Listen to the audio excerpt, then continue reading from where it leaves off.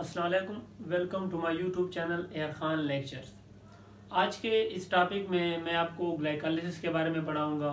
Glycolysis क्या है, इसकी डिफिनेशन, ग्लाइकोलाइसिस के स्टेप्स क्या हैं और इसमें कौन से एंजाइम यूज़ होते हैं और इसका इंटरमीडिएट मतलब जो दरमियान में प्रोडक्ट बनते हैं वो कौन से हैं, इसका जो प्रोडक्ट है वो कौन सा है और ये हमें एनर्जी कैसे देता है। तो आज की इस वीडियो में मैं आपको जनरल ग्लाइकोलाइसिस के बारे में बताऊंगा और जो नेक्स्ट वीडियो है वो उसमें मैं आपको मैकेनिज्म के साथ समझाऊंगा कि कौन सा कंपाउंड कैसे टूटता है और कौन सा कंपाउंड ये कैसे बनता है। तो आज की वीडियो में मैं आपको सिर्फ जनरल ग्लाइकोलाइसिस के बारे में पढ़ाता हूँ। तो व्हाट इज ग्लाइकोलाइसिस? देखिए, ग्लाइकोलाइसिस जो है ये ग्रीक वर्ड है। क्या कौन सा वर्ड है? ग्रीक वर्ड है। ग्लाइकोस से निकला है जिसका मानी है स्वीट, और लाइसिस जो है इसका मानी है स्प्लिटिंग।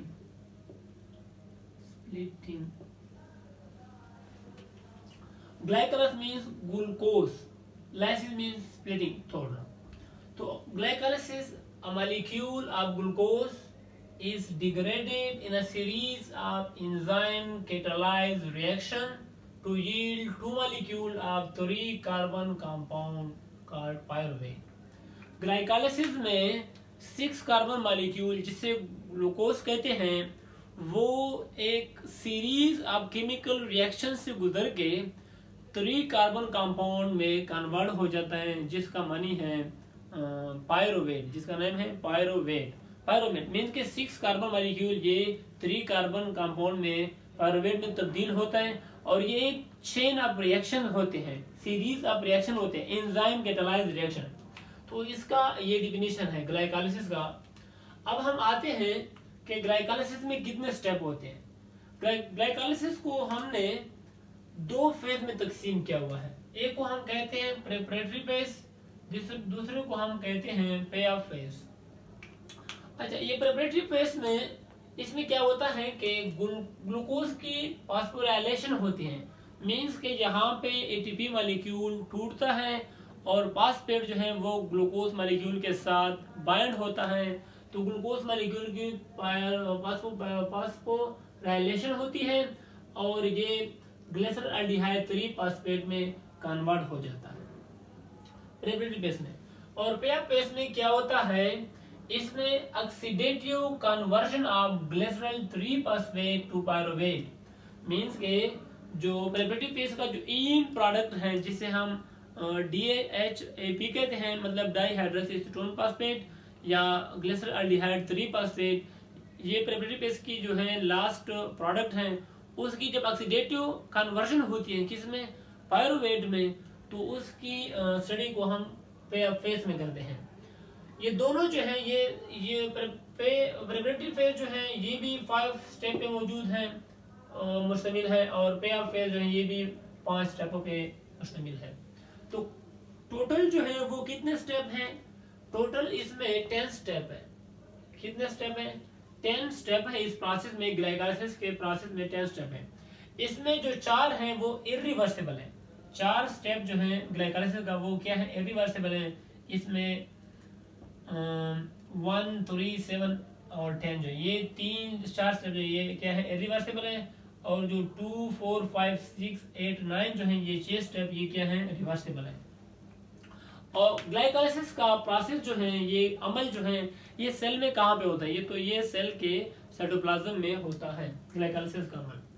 अच्छा, इस ग्लाइकोलाइसिस के प्रोसेस में 9 इंटरमीडिएट बनते हैं। मींस के 9 डिफरेंट कंपाउंड दरमियान में बनते हैं। ग्लूकोज जो पायरुवेट में चेंज होता है तो दरमियान में 9 डिफरेंट कंपाउंड बनते हैं, तो इसको हम इंटरमीडिएट कहते हैं।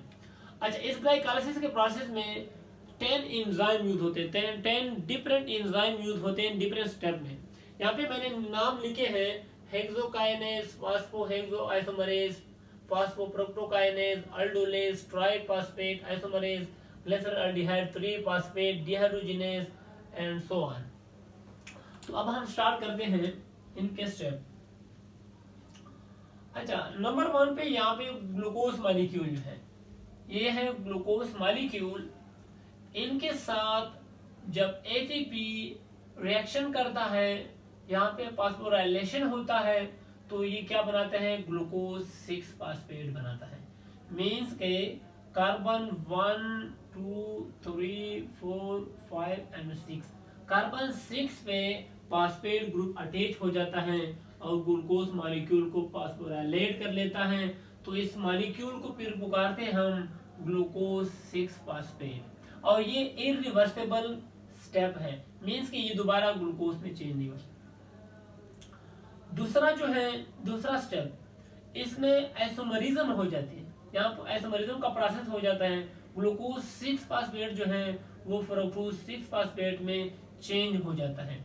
और यहाँ पर क्या यूज होता है, फास्फोहेक्सोआइसोमरेज एंजाइम यहाँ पे यूज होता है, जो कि ग्लूकोज को फ्रक्टोज में कन्वर्ट कर लेता है। अच्छा, ये भी क्या है, रिवर्सिबल स्टेप है 2। तीसरा स्टेप जो है फ्रक्टोज 6 फॉस्फेट, ये किस में कन्वर्ट हो जाते हैं, फ्रक्टोज 1,6 बिसफॉस्फेट, फ्रक्टोज 1,6 बिसफॉस्फेट में। और यहाँ पे फ्रक्टोज काइनेज एंजाइम यूज होता है, जो कि फ्रक्टोज 6 फॉस्फेट को क्या करते हैं, फ्रक्टोज 1,6 बिसफॉस्फेट। क्योंकि यहाँ पे एक दूसरा एटीपी मॉलिक्यूल है, वो टूटता है, फॉस्फेट फ्रक्टोज मॉलिक्यूल के साथ अटैच होता है कार्बन 1 पे।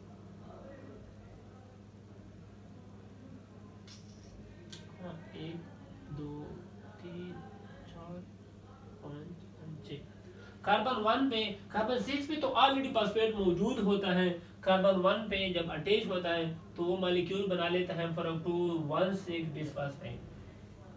अच्छा, जब ये मॉलिक्यूल, ये तो हो गए प्रेपरेटरी फेज। अब जब ये मॉलिक्यूल मजीद ब्रेक डाउन होता है तो ये एक नए फेज में दाखिल हो जाता है, जिसको हम पेयर ऑफ फेज भी कहते हैं। तो जब ये फ्रक्टोज 1,6 बिस मॉलिक्यूल ये इसकी ब्रेक डाउन होती है तो यहाँ पे दो टाइप्स के मॉलिक्यूल बनते हैं। एक को हम कहते हैं G3P, मींस के ग्लिसरल अल्डिहाइड 3 फॉस्फेट, और दूसरे को हम कहते हैं डाई हाइड्रोक्सी एसीटोन फॉस्फेट कहते हैं। और ये दोनों जो है इक्वल अमाउंट में बनते हैं, मींस के यहाँ पे ये दोनों एक ही टाइप के बनते हैं। कार्बन 4 5 6 जो है ये मॉलिक्यूल ऐसे टूटते हैं कि कार्बन 4 5 6 जो है इससे G3P बनता है, और जो 1 2 3 जो है इससे क्या बनता है, DHAP di hydroxy acetone phosphate बनता है। और यहाँ पे जो एंजाइम यूज होता है उसको हम कहते हैं अल्डोलेज एंजाइम कहते हैं। अच्छा, अब हम आते हैं 5 स्टेप में। ये आइसोमरिज्म मींस के कभी G3P तो कभी DHP, ये दोनों इक्वल बनते हैं। अच्छा, कार्बन अभी हम आते हैं स्टेप 6 में। इसमें क्या होता है कि ग्लिसरल अल्डिहाइड 3 फॉस्फेट जो है, यहाँ पर जो दो इनऑर्गेनिक फॉस्फेट है वो इनके साथ रिएक्शन करके क्या बना लेता है, 1,3 बिस फॉस्फोग्लिसरेट बना लेता है। और यहाँ से हाइड्रोजन निकलते हैं, 2 हाइड्रोजन निकलते हैं, और वो NADH के साथ NAD के साथ रिएक्शन करके क्या बना लेते हैं, NADH बनाते हैं, 2 NADH बना लेते हैं। अच्छा, अब नेक्स्ट स्टेप जो है 7 स्टेप, इसमें क्या होता है कि 1,3 बिस फॉस्फोग्लिसरेट, यहाँ पे क्या होता है, फॉस्फेट निकलता है, फॉस्फेट जो है वो निकलता है और इसे क्या बनाता है, 3 फॉस्फोग्लिसरेट बना लेते हैं। अब यहाँ ये दो मॉलिक्यूल बनते हैं, ये दो मॉलिक्यूल बनते हैं, यहाँ से 2 फॉस्फेट निकलते हैं, वो 2 ADP के साथ रिएक्शन करके 2 ATP बना लेते हैं, और ये रिजल्ट में जो कंपाउंड बनता है उसको हम कहते हैं 3 फॉस्फोग्लिसरेट कहते हैं। और ये दोनों जो है ये इरिवर्सिबल स्टेप है। अच्छा, स्टेप 8 में हम आते हैं। स्टेप 8 में ये होता है कि जो फॉस्फेट ग्रुप है कार्बन 3 पे, ये क्या होता है, ये चेंज हो जाते हैं कार्बन 2 पे, कार्बन 2 पे आ जाता है यहाँ पर, तो इससे फिर बनता है 2 फॉस्फोग्लिसरेट बनता है। और 8वें स्टेप में जो यूज होता है फॉस्फोग्लिसरेट म्यूटेज एंजाइम यहाँ पे यूज होता है, जो फॉस्फेट को कार्बन 3 से क्या कार्बन 2 पे ले आता है।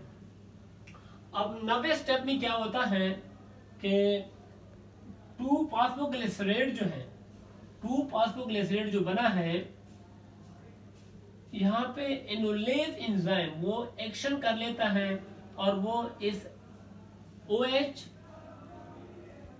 और यहाँ से H इनको निकाल के H2O मॉलिक्यूल यहाँ इस स्टेप में निकल जाता है और यहाँ पे डबल बॉन्ड इस कार्बन 2 और 3 के दरमियान जो है डबल बॉन्ड आ जाता है, तो इससे एक नया मॉलिक्यूल बनता है जिसको कहते हैं फॉस्फोइनोल पायरुवेट कहते हैं।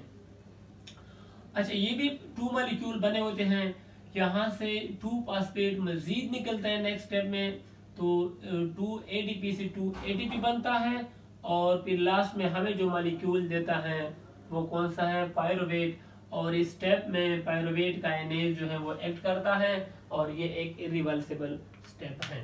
तो ये हो गई ग्लाइकोलाइसिस का प्रोसेस। इसमें अब मैंने आपको स्टेप वाइज समझाया और जनरल व्यूज भी दिया।